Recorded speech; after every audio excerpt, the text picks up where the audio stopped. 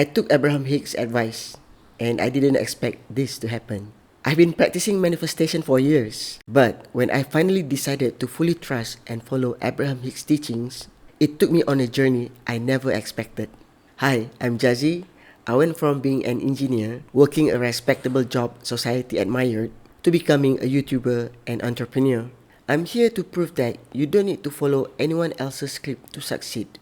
If you have ever been told that your dreams are unrealistic, that you are not good enough, or that you have to work twice as hard to be accepted, this channel is for you. In this video, I'll share what really happened when I fully committed to Abraham Hicks' advice, the biggest lessons I learned, and how it completely changed how I manifest. I first discovered Abraham Hicks in 2013, and that's when everything started to change. At the time, I was stuck in a 9 to 5 engineering job that I didn't love. But after applying what I learned, I started manifesting better situations, like a great boss, a new job in Singapore that tripled my income. But I still trapped in a 9 to 5 life that I didn't want. The leap of faith. I always knew a traditional career wasn't for me. I had tried to start a business back in 2007, but I was stuck in the no pain no gain mindset, thinking success required struggle. And guess what? It was a struggle. It was hard. It was depressing. And it didn't work. Fast forward to 2020, when the pandemic hit, my job gave me two choices: move to Singapore or resign. The logical thing to do would have been to take the job. But Abraham Hicks always said, follow the path of least resistance. And for me, moving and leaving my dogs behind was not an option. So I quit. No backup plan, just trust. The darkest moment and the turning point. Then, life threw another challenge my way. 2 months after I quit, my dog Jersey was diagnosed with cancer. I spent nearly 2 years taking care of her, knowing deep down this was where I was meant to be. When she passed in February 2023, I hit rock bottom. I had no job, no income, and no reason to keep going. People told me to get a job, but I couldn't bring myself to go back to something that drained me. Was Jersey trying to guide me? After Jersey passed, I started reflecting deeply on something I read in Abraham Hicks' book, The Astonishing Power of Emotions. It said that animals, especially our pets, naturally tune into our energy. They are resilient and bounce back easily, but if they are around constant stress, anger, or sadness, even they can get out of alignment. And if we are not paying attention to our own emotions, sometimes our pets reflect that imbalance back to us. That part hit me hard because I wasn't just unhappy with my job, I was unhappy with myself. Although I had the money to buy whatever I wanted for my dogs, I felt guilty that they were in the house all the time when I was at work. I kept telling myself and my dogs this was temporary, but after years, it was still the same. I wasn't flowing with life, I was stuck. I had let myself believe that following my bliss was unsafe and irresponsible. I felt I wasn't good enough. And Jersey, being so connected to me, may have been showing me that in the only way she could.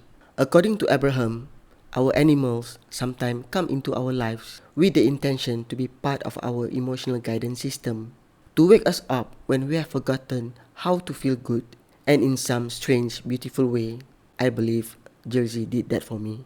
They even say dogs are some of the greatest teachers on the planet, and I believe it. I realized if I really loved Jersey and wanted to honor her, I couldn't go back to the way I was. So when my best friend asked, "What is your plan B?" I told her, I don't have plan B. If this doesn't work, I die. And I meant it. But then, something shifted. The universe steps in. Right when I was about to give everything away and live in my truck, a friend offered me a place to stay. That's when I realized, when you truly decide what you don't want, the universe supports you in ways you can't even imagine. I still didn't know what my next step was, but I kept following what felt right. Every day, I talked to Jersey, asking if she would send me a sign. Then, I had a dream.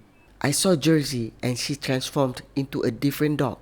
And just 2 days after her 1-year death anniversary, I found that dog in real life, following intuition versus listening to others. But here's where it gets interesting, because this is where people will tell you not to follow your instincts. Sometimes, people will tell you what's logical, but your soul knows better. When I saw the puppy that looked like the one in my dream, I felt this rush of excitement. I knew she was meant for me. But my friend, the one letting me stay at his place, told me I couldn't bring her home because we already had too many dogs. He and my other friends also told me not to even go meet the puppy because I would just be heartbroken knowing I couldn't adopt her. They were trying to protect me, but deep down, I knew I had to see her. So I ignored them. I drove an hour and a half to see her anyway. Manifestation in action. The moment I saw her, I knew she was the dog from my dream. This one. But I still had no house, no income, and no way to adopt her. When you follow your excitement, the universe moves things for you.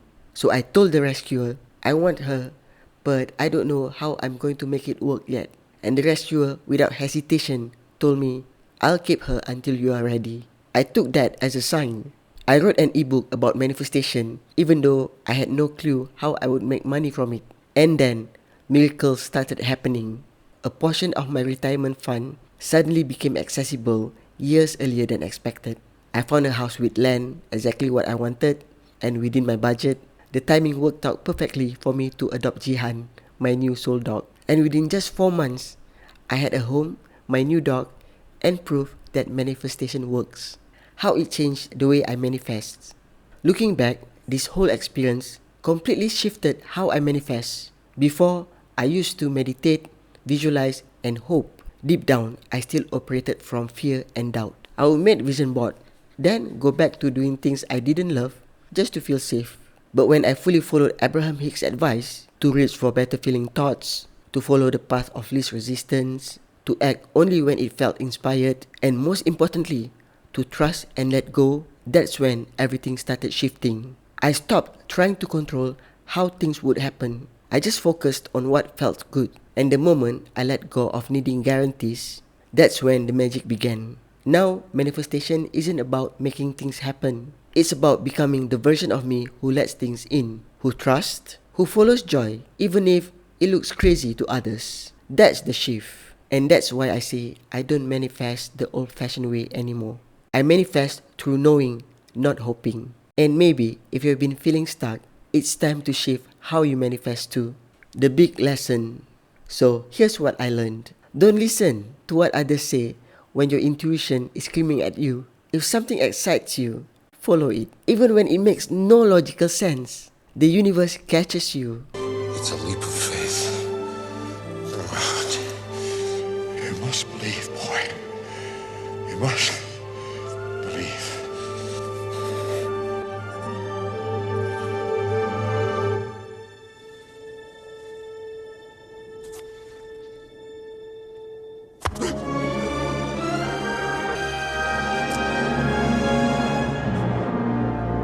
Jump and the net will appear.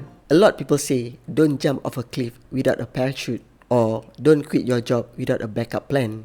But trust is your parachute. Anyway, why do we even compare following our dreams to jumping off a cliff? You are not falling. You are just stepping into the unknown. I want to show you how to shift from belief to knowing. Because once you know you are supported, you don't need faith. You just do it. I'm going to start a video series breaking down how I manifested these miracles and how you can too. So if you are ready to shift your mindset and start playing with manifestation, subscribe and turn on notifications. Your path of least resistance is calling. Are you ready to follow it?